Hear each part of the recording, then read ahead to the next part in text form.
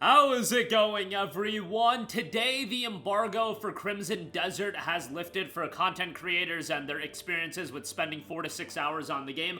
A lot of information has come out about the game, and there's a lot to go over. I want to talk some of the key takeaways from some of the content that has been put out.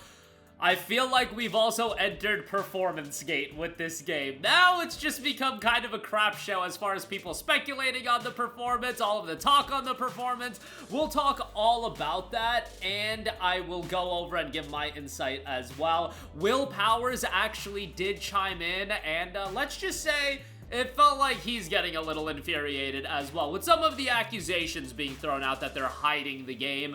He spoke on that. Before I get into this video, I do want to note our friends over at Green Man Gaming do have the game discounted 15% off. You can get it south of $60. Use the promo code. You won't pay tax either, and you'll get a code that'll redeem directly on Steam, and you will be good to go. So definitely check that out. So, Crimson Desert has gotten a lot of new info, and a lot of the interesting info comes from the PlayStation blog and the hands-on report where they spent over 4 hours in the RPG's massive open world. There has been a lot of details come out about specific gameplay mechanics as well as the performance. I'll get to performance in a little bit. Synth Potato has a great breakdown of a lot of the various aspects, and I do want to highlight that. Leave a link to his tweet in the description box below. So, the 7900 XTX GPU, that's a top-level PC GPU, was running the game very, very well with no FPS drops, and the draw distance is noted to be insane.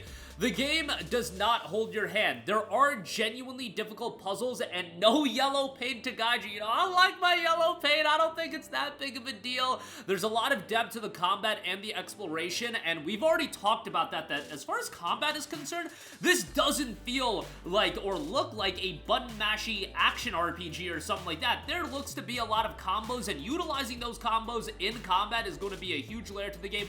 There's been a lot of people that have also talked up the skill tree and the depth of the skill tree. Every single game's quest lines are motion captured for the main quest. We'll see how the side quests and every other piece of content does work out, but that is something that is pretty exciting. NPCs don't have schedules like Kingdom Come 2 or Skyrim. They're mostly static, but they will react to your actions, and there is a full crime system that you can mess around with. If you guys didn't hear about the crime system, from what we know, if you get a bounty on you, you can be sent to prison or pay your way out, but if you're sent to prison, you're gonna have a puzzle system to go through to get yourself out of prison, and that seems pretty interesting, albeit I don't know if that's gonna get a bit redundant and repetitive if you keep getting jailed, but I guess don't keep getting jailed. So yeah, there's also a lot of nuance in terms of how the environment acts with you. You can set arrows on fire by aiming towards any source of fire, then shooting. This is used in environmental puzzles as well, and another way to set things on fire is by pressing both bumpers, which causes Cliff to hold up his sword to reflect the sun's light onto things and set them on fire. Okay, that sounds pretty cool. And if you haven't heard about the environments, there's a lot of nuance to the environments as far as the weather effects actually impacting gameplay and how you interact with the world, which I feel like aspects like that add that level of depth that a lot of open world games are missing. Yes, you can give me a lot of scale, a lot of size, go from here to there, point A to point B all day long, but is the depth of the world is there? I would rather a smaller scale open world with more depth to that open world. Crimson Desert looks to have a pretty darn big open world, but on top of that, it looks to have that depth, and I think that's where a lot of that perception of ambition is coming from, because it has that level of depth or so far from what we've seen, and it's got that size and scale, which is pretty fantastic. We do know that there's going to be a bunch of different locations that are very, very unique, and different abilities are going to interact in different ways as far as those are available. A plethora of boss fights will be available. Combat finisher combos are available, and the puzzles were noted to be a bit confusing as they utilize a very specific ability at times, and it's hard to keep track of all of the abilities that you have, and that is one thing that I am curious about. Look, there are going to be guides and things of that nature, but ideally I wouldn't want to utilize guides for puzzles, and look, I like the talking heads and whatnot guiding me through a puzzle. Look, puzzles are sometimes a little difficult for your boy with 3 brain cells, so, you know, let's see how that works out. I'm not all too excited about the idea of having all of these abilities at your disposal, and then at the same time those abilities interacting with the different puzzles and keeping track of everything, but we'll see how all of that turns out. The general perception has been incredibly positive, and the PC optimization was rather strong. As I mentioned, the PlayStation blog has their hands-on report that has a lot of interesting insight as well. They went hands-on and played for about 4 hours and talked a little bit about that game, about the quest, various townspeople, content in the game, clearing bandits out from different locations, and Cliff learning new skills, unlocking them for his character, and the fast and fluid combat. But things being fast and fluid, it is going to be interesting as far as what the performance is on PlayStation 5, PS5, and PS5 Pro enhancements. With an enormous, and this is noted on the blog post, with an enormous, gorgeous open world, Crimson Desert can be pretty graphically demanding, and Prolobis will leverage the PlayStation 5 and PS5 Pro to help deliver some impressive visuals, particularly at long distances. The PS5's SSD is key for streaming the huge world for a start, and developers will make heavy use of the PS5 Pro's high CPU frequency mode to make viewing and moving through the world as seamless as possible. On top of that, Prolobis also told me it optimized Crimson Desert for the PS5 through a number of features to help maintain all that detail at its large scale, making use of geometry shader over subscription and NGG culling to render lots of elements without losing detail. On PS5 Pro, the recent upgrade to PSSR makes it possible for Crimson Desert to hit 4K resolutions at higher frame rates, and its ray tracing capabilities make lightning effects more realistic and natural. The DualSense controller adds a lot to the experience too, especially when it comes to combat. A big part of fighting in Crimson Desert is the feeling of weight, and you can feel haptics, especially when weapons clash as you execute a parry or when you land a powerful hit on an enemy. The adaptive triggers also add intensity to actions like drawing back a bowstring. The DualSense additions work to bring you closer to Cliff and help deliver a lot of information, especially in tense combat situations. So take that what you will as far as the performance. Still no specific numbers. I will note this, that there is a content creator that noted that they were able to play the PlayStation version that many people were curious about, and noted that it felt like 40 to 45 frames in quality mode on the base PS5. It was even more surprising because the developers had never shown the console version.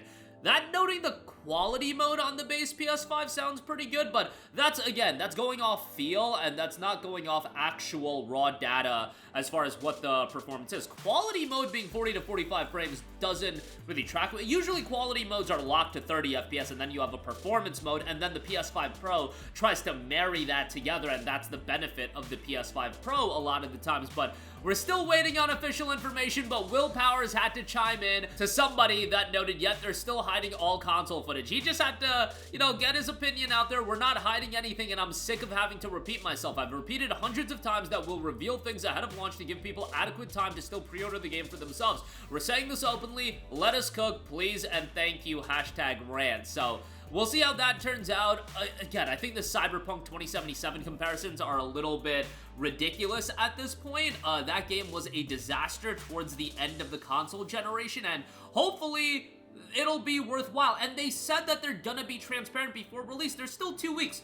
On PC, it looks to be fairly well optimized, but on PlayStation 5, if you do buy the game, and by the way, if you pre-order the game, you can cancel pre-orders, so if you already did pre-order the game and they come out with a performance and the performance isn't up to your liking, you can cancel your pre-order and you can be on your way. Based on what I'm seeing and based on what we heard, even if it's locked 30 FPS in quality mode on the base PS5, is that the end of the world for a game this ambitious? And I don't think it will be, and on the PS5 Pro, I absolutely don't think it will be. But if games are gonna be this ambitious, I think we can have a little bit of leeway in terms of the performance. And the level of transparency that they've already given us with Crimson Desert, I feel like they know that, hey, we're gonna be transparent with the PS5 performance in due time. And now that the PSSR 2 information is coming out, I feel like it's only a matter of time until that comes out. But we'll see how all of that turns out. Hopefully, from a technical standpoint, it is well done. Lastly, I do want to note,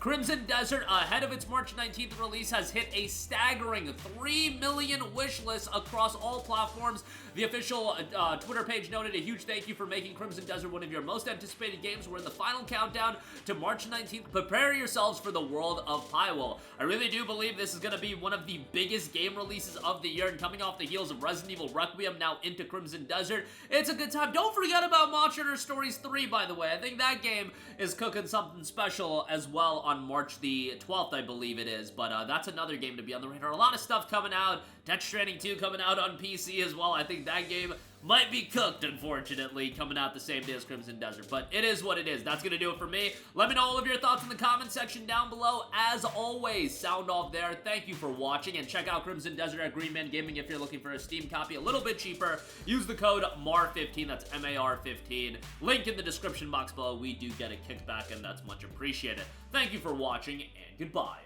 Hey guys, we hope you enjoyed the video, and if you did, make sure to hit the subscribe button, and if you're already subscribed, do us a favor and hit the bell icon. This way you'll be notified whenever we post a new video. That's the best way to keep up with all of our uploads, and we usually try to upload 2 videos a day. And with the bell icon hit, you'll be notified whenever we do upload a video. As always, thanks for watching.